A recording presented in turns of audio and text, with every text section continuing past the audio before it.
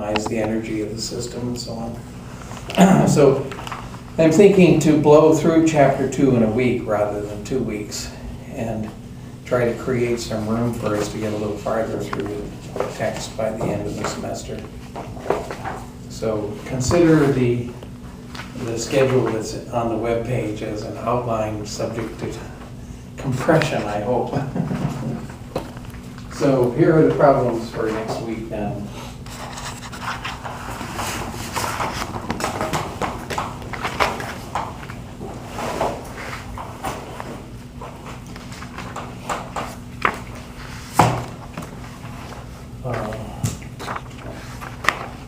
Three, 5,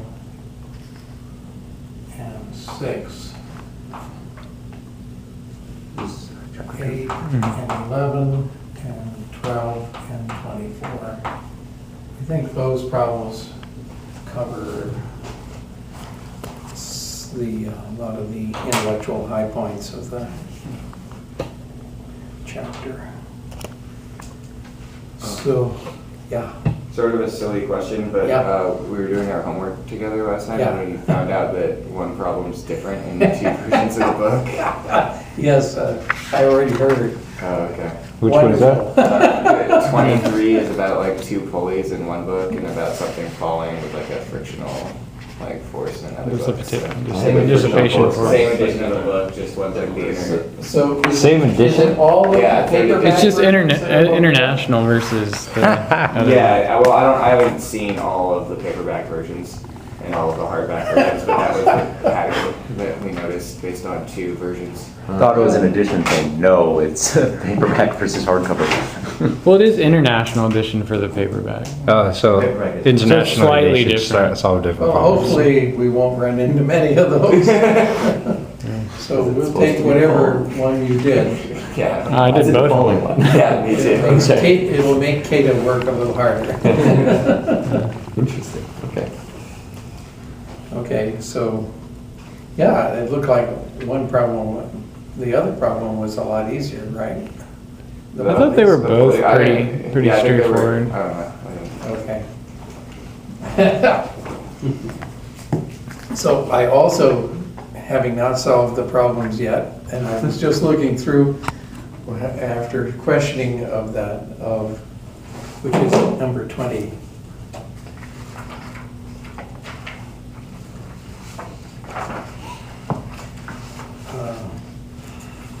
I mean, I could see how to do all the other problems pretty easily, but, and I thought that 20 would shape up when you just go through and do the equations and get the equations of motion. But I must say, I can't figure out what the hell system that is. So it's a real challenge to any of you, if you can figure out what kind of a system what kind of a physical system that could be describing. I'm sure I think we got something nice. you figured out something nice? Okay, Well, great. It's okay. Go. No, go ahead. Is the V2? Is that really a second function? No, that's a v squared. Okay. Oh, that's another difference. Someone One said of the texts V2? has it v sub 2 I instead. have V sub 2. Oh gosh, Oh, that bastard. that must have messed I just you make up. that assumption. I just said, well, they didn't give us any information about V2 and they didn't ask for anything. It must be a typo. Good one job, Tom. Well, you would think if they were going to have a v2, they would have called the first one v1, but that would be logical. Yeah. Well, Okay, so anyway, I still don't know what kind of a. Man, I thought Goldstein has been used for like 30 years. You figured Well, they'd it catch all these has typos. been. It has been, but then they made a new edition. And people made these rip-off editions. So I just looked up to see, did I do this problem when I was a graduate student in the original Goldstein? The answer was there were only 10 problems in the first chapter in the original Goldstein. So Oh, wow. not that I would remember it anyway, but okay. So I wanted to, in response to Anastasio's query, I wanted to, reminding me about the Landau interpretation from Landau's chapter 2. I wanted to go back and lecture a little bit about that because it's so bloody beautiful. Oh, mechanical similarities. Yeah, yeah. And so his chapter 2, you can blow through in a fair hurry, though. In reading Landau, I've taken to marking it up. You have to read carefully because he's a sly devil and slips things in on you. So, although it's pretty easy to read, there can be tricky little things that require a little computation slipping in there. At any rate, in the first part of the chapter 2, he goes through the conservation laws, which we've talked about before, and shows how, again, with his minimal assumptions about the Lagrangian, which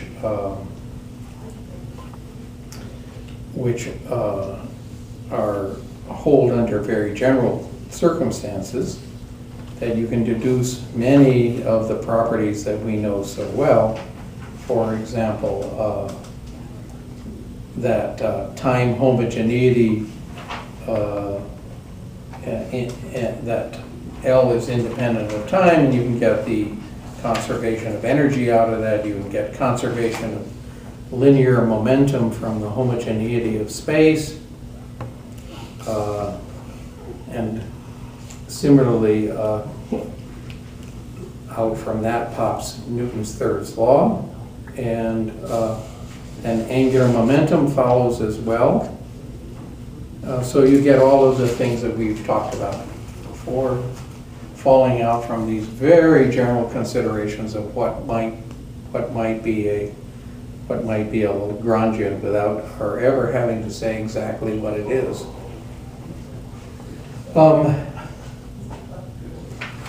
And angular momentum ditto for isotropy of space, homogeneity and isotropy being the operant words. There's one little tricky thing, some tricky algebraic vector manipulations in the momentum business, but not very important. Summing up, he makes the comment that you all know, but maybe haven't thought much about, which is that there are no other additive integrals of the motion. Thus, every closed system has 7 such integrals. Energy, 3 components of momentum, and 3 components of angular momentum. Full stop. Could you say that one more time? That every system has 7 integrals of the motion, which are guaranteed to be so under these conditions, that this is an isolated system and not being operated on by fields changing with time and things like that. Every closed system, and so the energy, each of the components of linear momentum and each of the components of angular momentum. And you might say, is there not an energy of rotation and an energy of linear motion? Well, okay, if you want to write those 2 separately. But it's the energy of the system, it's the total energy of the system. Can I ask a question that actually was from Goldstein chapter 1? I never really got it answered, but you were talking about the generalized coordinates that you can apply the Lagrangian on doesn't need to be orthogonal coordinates. Yes. It can just be straight up generalized. And of course, once we start working with the Q's instead of X, Y's, and Z's and so on, where Q can be bloody anything, then the algebra gets to be a lot more complicated, can get a lot more complicated, because you get all of these funny other terms in there, right? And when we're working with constraints.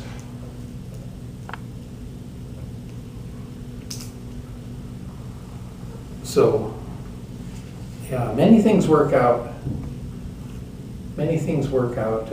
very nicely in Cartesian coordinates.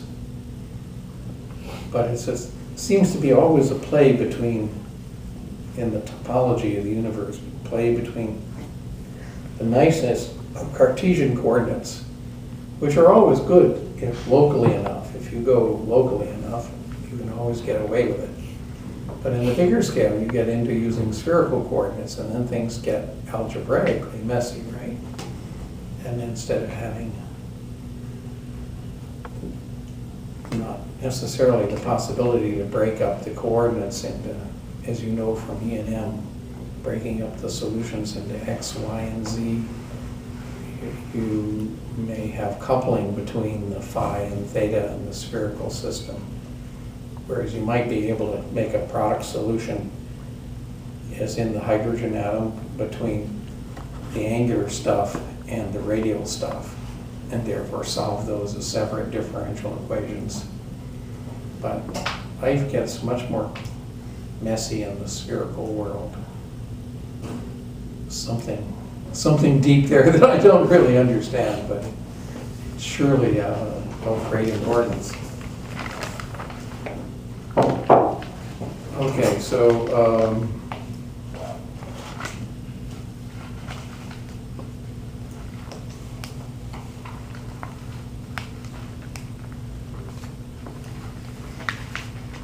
good question. So maybe, hopefully you guys didn't talk about this on Landau, but he counts the energy and the momentum, and the linear momentum as these kind of degrees of freedom in the system. But so when we talk about the energy, we're just talking about the potential of the system. Because like you said, obviously the momentum is included in the energy. yeah, so whether you're talking about the kinetic energy and whether the energy, if things are not, if we don't have time varying and so on, which will screw things up so that the total energy is T plus U. And, That makes sense, I guess. yeah. So that's another one of those weird things that things keep appearing as T plus U or T minus U.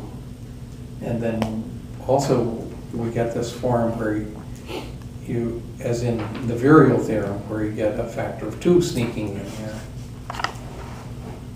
So some oddities.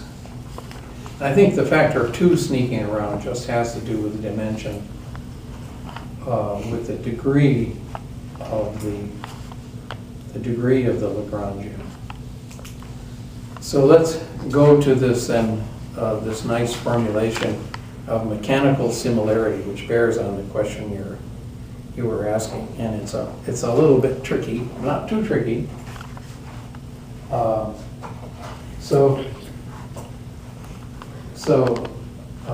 Landau says, let's say that we can write the potential energy as a homogeneous function of the coordinates. In other words, it satisfies this case of alpha R1, alpha R2, is equal to alpha to the k of u of R1, R2, etc. Where are those? Okay, in other words, I can, a homogeneous function, that's to say they're all the same, they're in the same power inside the function. So I can pop out, if I put in a constant, out it pops to the power of k. And so, if it's a function of r squared, then it'll all pop out at an alpha k equal 2. Now let us also suppose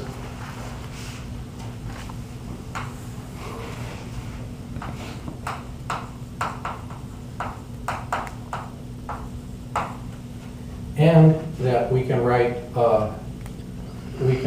things in terms of a factor, well, that beta with respect to the time, so that we can take t goes to beta t, so that the velocities then the velocities VA, which are equal to dRA dt, go to alpha over beta V. Right? That pops out. And the kinetic energy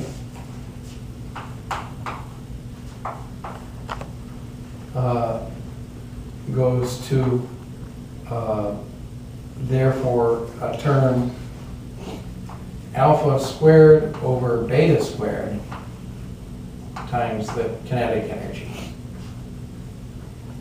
So I get these scaling rules that come out from this. So the combination of these, putting this all together, then this implies that the Lagrangian goes to being multiplied by, let's see if I can get this straight.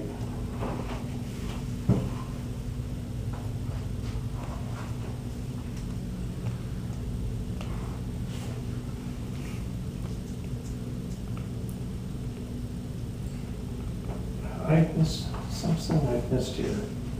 Kinetic energy by alpha squared over beta squared. Potential energy by alpha to the k. Right, we already had that.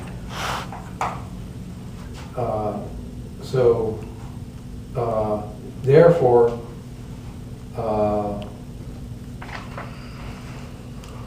right.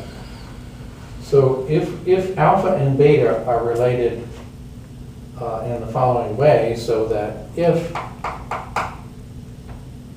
alpha squared over beta squared is equal to alpha to the k, in other words, the multiplier here and the multiplier here, if they're the same, so the same common factor will come out in the Lagrangian. So if that is true, then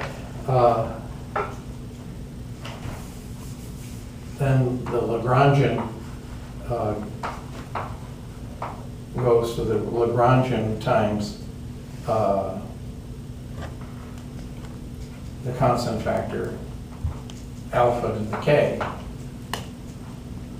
And that then leaves the equations of motion unchanged. So if those conditions are satisfied, then the equations of motion will be unchanged. The scales may be changed, like if they're orbits, they may be expanded or something, or shifted. Okay, so this is the fundamental part. So if you solve this, you get that, and we need this, that just solving this, rewriting this, then you get that beta is equal to alpha to the 1 minus 2 1/2 k. Just rewriting this, right? Solving for beta. So we need that. But this is the this is key then. So now, if the potential energy of the system is a homogeneous function of k, of degree k, in the Cartesian coordinates, then the equations of motion will be geometrically similar in these different systems.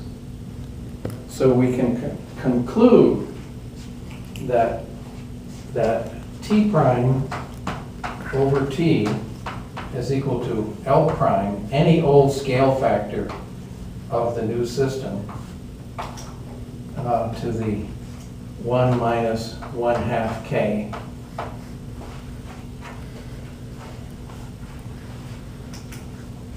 So you, in this case, you're saying alpha is L prime over L and beta is T prime over T? Yes. I'm sorry, I think I just missed what you said. What is L and L prime in this case? L and L are anything like a multiplier to R, a scale of R, a value of R, like the radius in an orbital motion, for example, which is what we'll talk about in a moment, or the distance along the orbit. Any linear scale in the system will scale that way. Everybody's looking a little blank. So we can conclude this. We can also write down a couple of other conclusions. One of which is that V prime over V, these are magnitudes, is equal to L prime over L to the 1/2 K. Why did it switch? What happened to the one?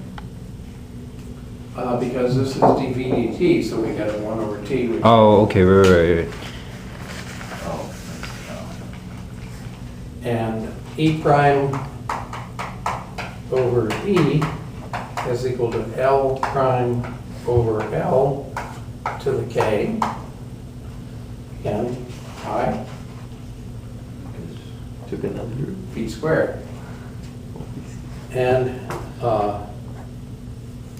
M prime over M, where M is angular momentum,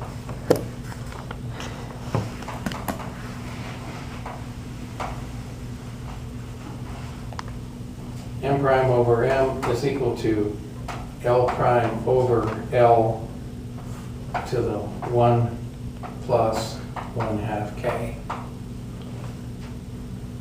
Again, just from the scaling of L and V. So, so then, once you have this, you deduce a bunch of amazingly simple results, which going around the barn are a lot harder to get to. For example,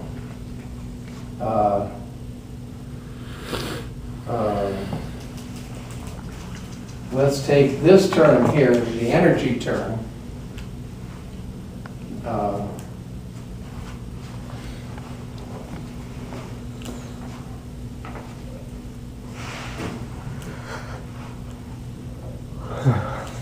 What am I?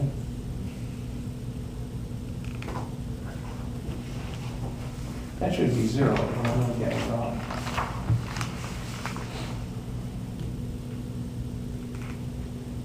Oh, okay, yeah. So I want this, okay. So let's take example. Small oscillations. And in the case of small oscillations, the motion is a quadratic, the potential energy is a quadratic function of the coordinates, like angle squared or x squared, something like that.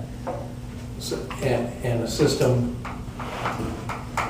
with k equal 2, if we take this example, then t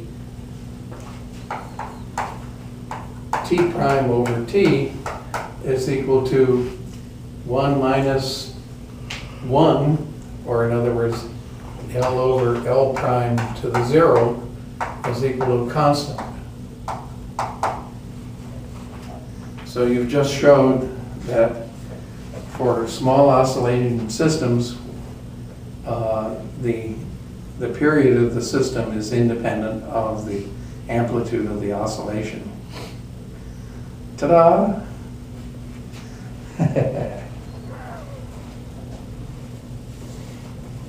And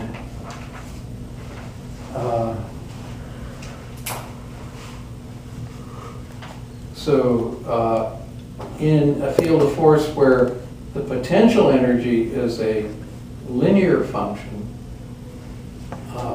of the coordinates, we have k equal 1. So take